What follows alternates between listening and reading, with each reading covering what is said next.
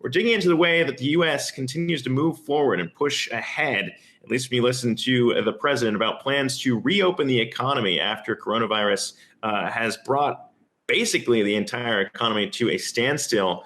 For more on that, I want to get to a doctor who's been working the front lines, that of course being our next guest, ER doctor, Dr. Rob Davidson from West Michigan joins us now on the show. And Dr. Davidson, when we look at all this, I guess it's become much more localized in terms of answering some of these reopening questions. I'll just start with what your experience has been in West Michigan as one of those states that has been particularly hard hit here when we look at the way the economy has been impacted. What's your take on what you're seeing on the ground right now relative to where we were when this first started and where you think we're headed?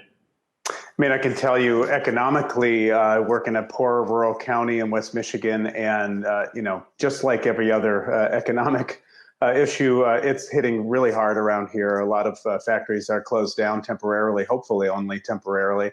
And a lot of the patients I see and people I work with, their family members are now kind of looking at an uncertain future. From a medical standpoint, Southeast Michigan on the other side of the state has been hit extremely hard. Here in West Michigan, we have not hit our peak yet. And in fact, just 3 days ago, we're finally able to test every person who comes in with symptoms of COVID-19. That's a new phenomenon now, 3 months after the first case. So I'm extremely concerned with all the talk of charging ahead with reopening when we truly don't have a grasp of how many cases are actually out there.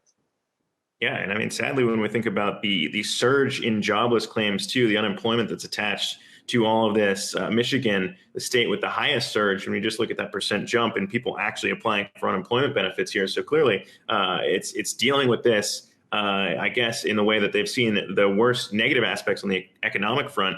But back on the health front, since all these things are intertwined, we are seeing even from Trump and his administration now kind of acknowledging the shortfalls when it comes to testing. One top administration official did say that testing through April will only meet about half of the capacity that is needed.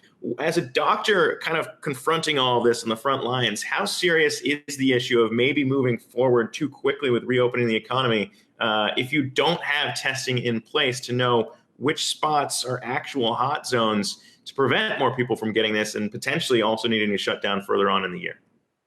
I think it's extremely concerning. If in my small community, a county of 48,000 people, we have a critical access hospital, 25 inpatient beds. I'm the only doctor on at night. We have one respiratory therapist on for the 12-hour overnight shift.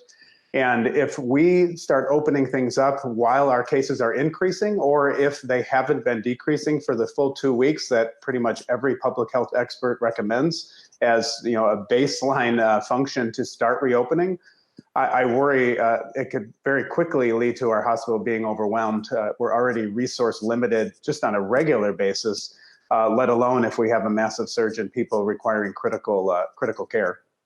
Have you had your issue, because we've been highlighting separate issues with testing right now. Of course, President Trump yesterday announced that he will be invoking the Defense Production Act to compel manufacturers to make what appears to be in short supply the swabs, basically Q-tips that are used in the tests to basically boost production, at least at one U.S. facility, by 20 million additional swabs per month. But we have been hearing anecdotally across the board, hospitals not being able to, and lab technicians as well, not being able to access the tools they need to actually process testing. Have you seen that as well?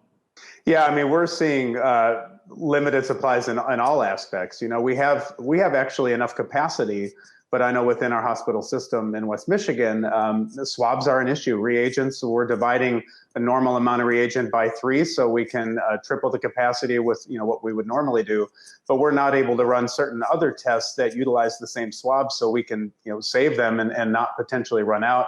I think we're running maybe on a 3 or 4 day going forward supply of swabs, to the point where we could run out. So the folks in charge of the supply chains are just scrambling every day to stay ahead of the need. Yeah, and it sounds like it's difficult to handle all that. As we know, the need continues to rise here. And that's just testing diagnostics to figure out if you're positive or negative for COVID-19. On the back end, though, there is now also the push for antibody testing as well. But there are reports that even those tests aren't necessarily functioning properly in terms of giving a definitive answer, sometimes even false reporting.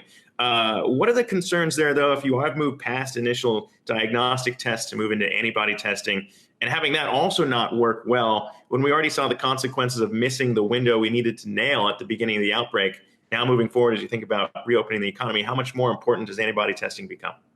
When honestly, I think that we're probably putting the cart ahead of the horse when we're talking about antibody testing, because we are so far behind when it comes to just simply diagnosing the disease, finding those asymptomatic carriers, having the capacity to trace contacts and isolate contacts, so we can actually put down the hot spots before they really get going.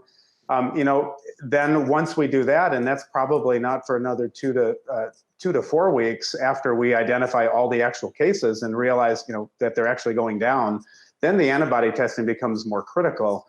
I'm concerned because all we hear at the briefings is about all the different great tests that are coming online, and simply on the front lines, we just want one test in ample supply. And I feel like we're chasing shiny objects all around during these briefings, and no one's nailing them down on the, at least tripling or more of the capacity that we need to achieve before we can even think about phase 1 of their reopening plan.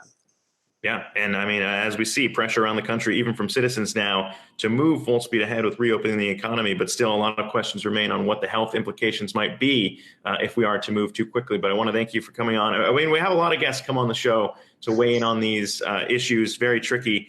Not a lot of them are also working on the front lines as well, pulling 4 night shifts in a row. So Dr. Rob Davidson, just want to thank you for doing that and also taking the time to speak with us. Thanks, Zach. Hey investors, Zack Guzman here. Are you interested in learning more about the markets and getting the latest financial news? Well, then click right here to subscribe to our Yahoo Finance YouTube channel. Get the latest up-to-the-minute market analysis, big interviews in the world of finance, and information on how to manage your money every day wherever you are.